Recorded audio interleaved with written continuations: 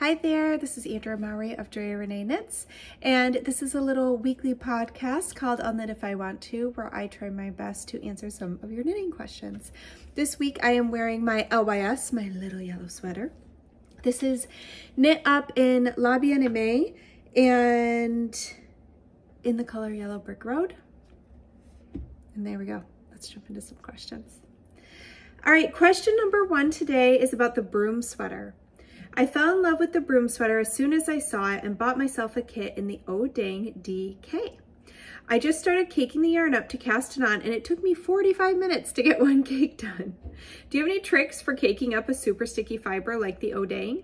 I've never worked with anything like this before and it was such a shock how grippy it was.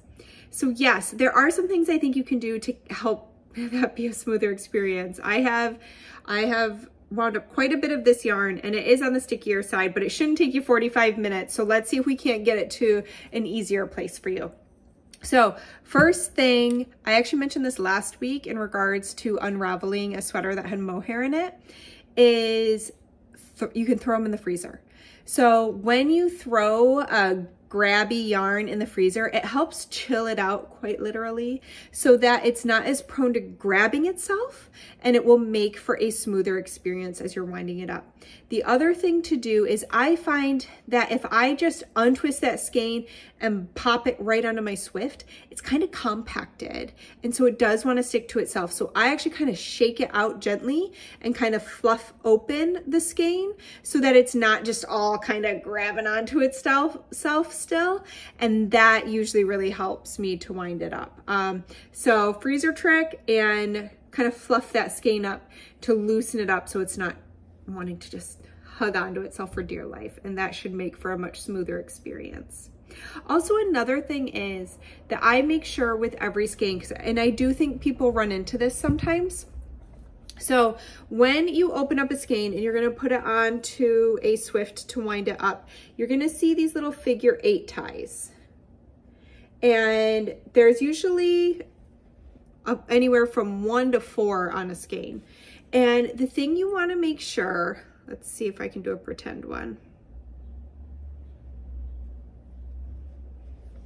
I always go around and I check for this. Do you see how that strand of yarn is laying over the top of the figure 8 tie? Always make sure that that is not happening, because if you have ever gotten a skein onto your Swift and you're battling it, then winding into a cake and there seems to be tangles happening, a lot of times what's happened is just when the skein got open, one yarn strand for some reason decided to pretend like it belonged to the other side. And so I always check all of my figure 8 ties to make sure that is not happening. And all you have to do is bring it back to where it belongs and then you're good to go.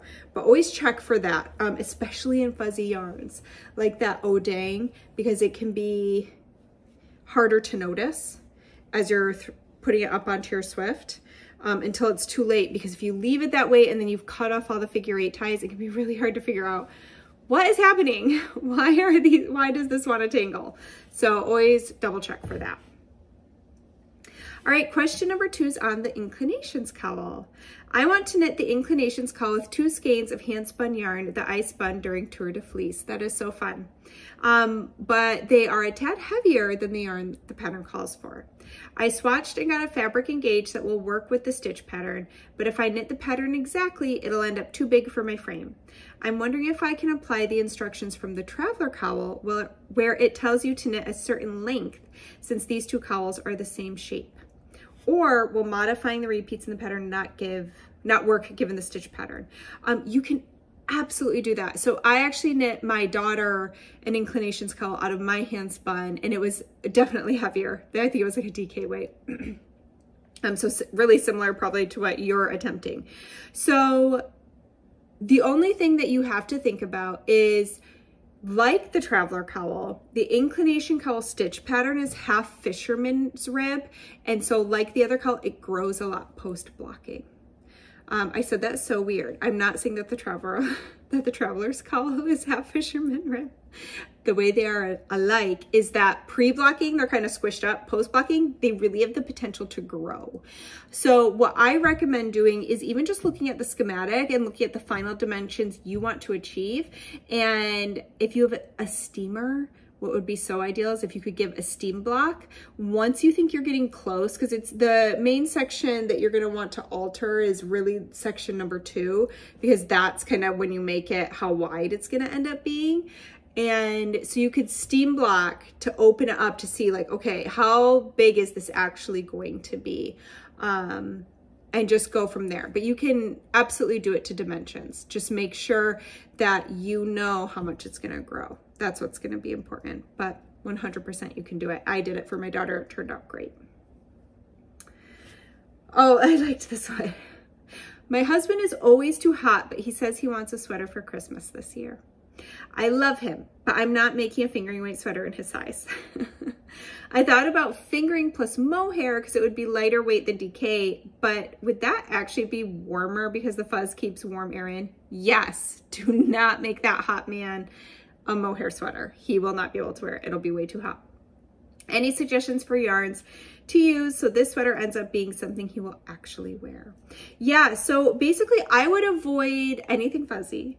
I would also avoid woolen spun. So woolen spun is going to trap that heat just like fuzzy yarn and be warmer. I also would not use anything with alpaca. Alpaca is also really good at retaining heat. I would opt for a worsted spun yarn, and I think you could just go straight DK. There are some fabulous DK weight sweater patterns out there that you could try, and it's more going to be about your fiber choice and how it was spun that I think is going to affect how warm he is. I was just trying to think of anything else I would take into consideration. Yeah, I think DK weight is fine. Don't hold anything fuzzy and stay away from alpaca, cashmere, and woolen spun, and it'll be great. All right, the more I see, this is question number 4. The more I see your framed sweater, the more I want to make it. I like the idea of the sleeveless version. Years ago, I bought Dream State yarn in 3 colors that you actually helped me pick out at India Untangled for a throwback. That's so fun. It would create a bit of a fade from turquoise, melancholia, cataclysm, salty dog. Do you think that would work, or would it be too much? I have a neutral off-white to contrast that my son bought me in Ireland. I would just need a color to frame it.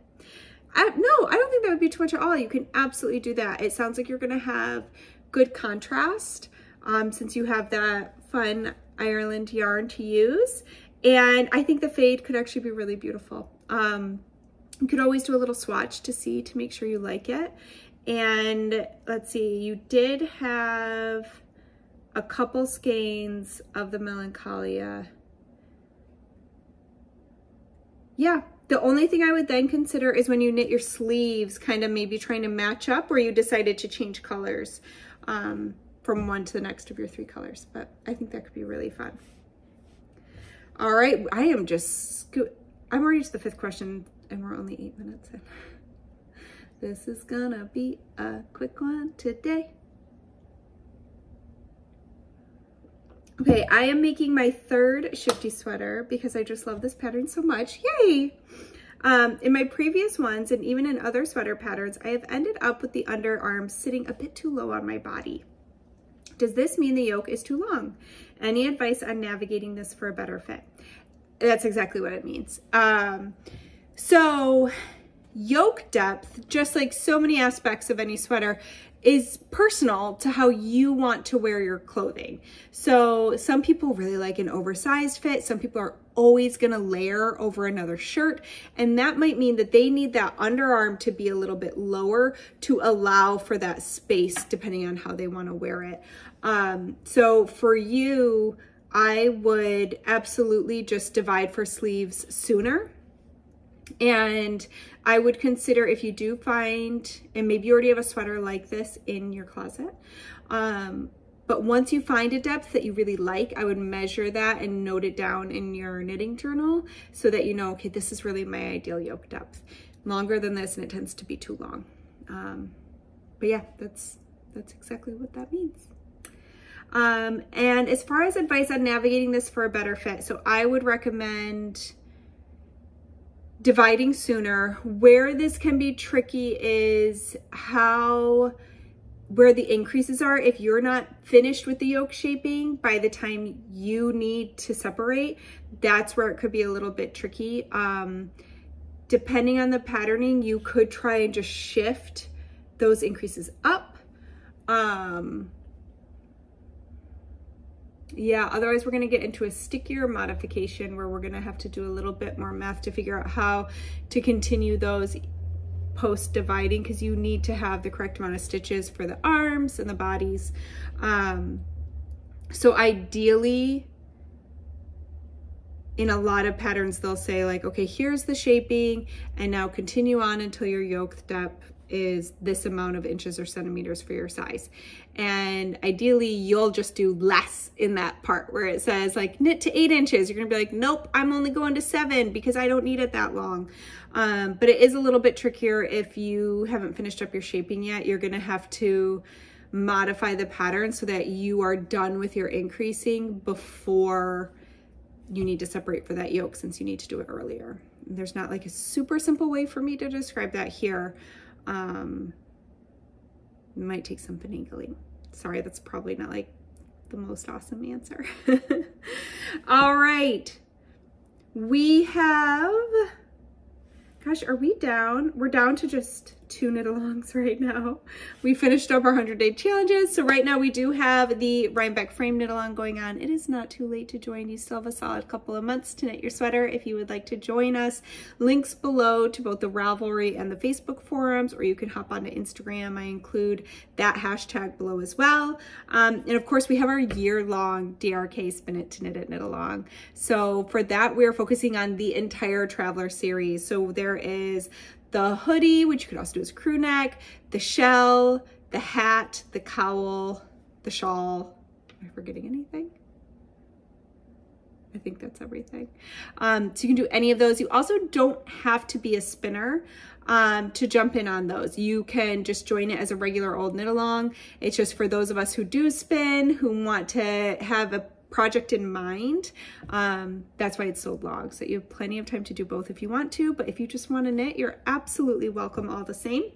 So all those links are always below, as well as a form you can fill out if you want to ask a question for next week's episode. This is a shorty but a goodie, so I appreciate you joining me, and I hope to see you back here next week. Bye.